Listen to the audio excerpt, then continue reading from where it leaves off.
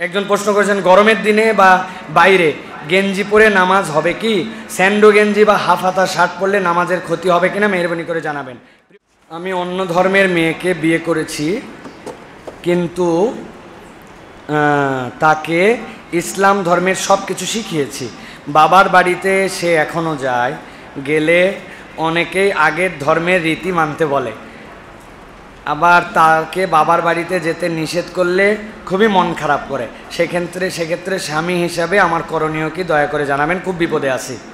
প্রিয় ভাই, প্রথম কথা হচ্ছে যে নারী ইসলাম তাকে যে অধিকার দিয়েছে, অধিকারের মধ্যে একটা অধিকার, সে তার ধর্ম চয়েস করার পরে যখন ইসলামকে গ্রহণ করে নেবে তখন তাকে পূর্ণাঙ্গ ইসলামের মধ্যেই থাকতে হবে, ইসলামকেই কেবল অনুসরণ করতে হবে। কিন্তু এই ইসলামকে অনুসরণ করার কারণে সে তার বাপ মায়ের কাছে যেতে পারবে না অথবা বাপ মায়ের সাথে দেখা করতে পারবে না, বিষয় না। আল্লাহ কোরআনুল কারীমের মধ্যে যেটা বলেছেন যে ওয়াশিরুহুন্না বিল মারুফ, যে এই দুনিয়ার বুকে তাদের সাথে তোমরা ন্যায়সঙ্গত আচরণ করো, তবে তারা যদি তোমাদেরকে কোনো শিরিক করতে বলে এই শিরিকের নির্দেশনা মানা যাবে না। ঈমান এমন পবিত্রতা, যেই পবিত্রতার সাথে লেজে গোবরে মিশায়ে সব ধর্ম পালন করব, তার বাড়িতে গেলে হিন্দু হই, আমার বাড়িতে গেলে মুসলমান হই, এটা ইসলামে কোনো ধরনের সুযোগ নেই। অতএব তাকে স্ট্রিক্টলি আপনাকে বলতে হবে, আমার স্ত্রীর মর্যাদায় থাকতে হলে তুমি ওই বাড়িতে যেতে পারবে, বাপ মার সাথে মিশতে পারবে, তাদের সেবা শুশ্রূষা করতে পারবে, আমার পক্ষ থেকে কিছু টাকা পয়সা দিলে প্রয়োজনে তাদেরকে বাজার করে দিয়ে আসতে পারবে, কিন্তু ইসলামকে পূর্ণাঙ্গভাবে ফলো করতে হবে। এখানে অন্য কোনো ধর্মকে ফলো করার সুযোগ নাই। এত বড় লিবারেল ইসলাম হতে বলে নাই। সুতরাং যেখানে গরম ওইখানে গরম, যেখানে নরম সেখানে নরম। আপনি তাকে বুঝান যে এই মহিলা নিজের ধর্ম ত্যাগ করে ইসলামের মতো সুশীতল ছায়া তলে আসছে, তাকে ভালোবাসা মায়ায় বুঝালে ইনশাল্লাহ পরিবর্তন হবে। আর দ্বিতীয় কথা, এই মহিলাগুলা কেন বিগড়ায় যায়? বিগড়ায় যাওয়ার কারণ ওনারা কেবল ধর্মান্তরিতই হয়, ওনাদেরকে ইসলামিক এনভায়রনমেন্ট দেওয়া হয় না। আপনি তার বান্ধবীকে খুঁজে দেখেন, ওই আগের কালচারের লোকের সাথেই ঘুরতেছে, খালি আশহাদু আল্লাহ ইল্লাল্লাহ বলে এভিডেভিট করে ইসলাম গ্রহণ করছে, ইসলামের বিধান, হুকুম, আহকাম, ফরজিয়াত, ইসলামের নিয়ম কিচ্ছু জানে না।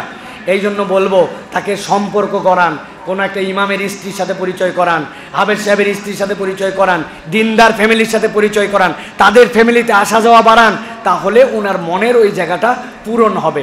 আল্লাহ রাব্বুল আমিন বুঝার তৌফিক দান করেন। একজন প্রশ্ন করেছেন, গরমের দিনে বা বাইরে গেঞ্জি পরে নামাজ হবে কি? স্যান্ডো গেঞ্জি বা হাফ হাতা শার্ট পরলে নামাজের ক্ষতি হবে কিনা মেহরবানি করে জানাবেন। প্রিয় ভাইরা, আল্লাহ কোরআনুল কারীমের মধ্যে বলেছেন, ইয়া বানি আদম খুযু যিনাতাকুম ইনদা কুল্লি মাসজিদিন, তুমি যখন সালাত আদায় করবে তখন তোমার পোশাকটা যেন সুন্দর হয়। এখন আপনার কাছে বলতে চাই, আপনি ধরেন যে কোনো একটা সম্মানিত মানুষের কাছে দেখা করতে যাবেন, অথবা আপনি একজন গুরুত্বপূর্ণ কোনো অফিসে যাবেন, আপনি কি স্যান্ডোর গেঞ্জি পরে যাবেন?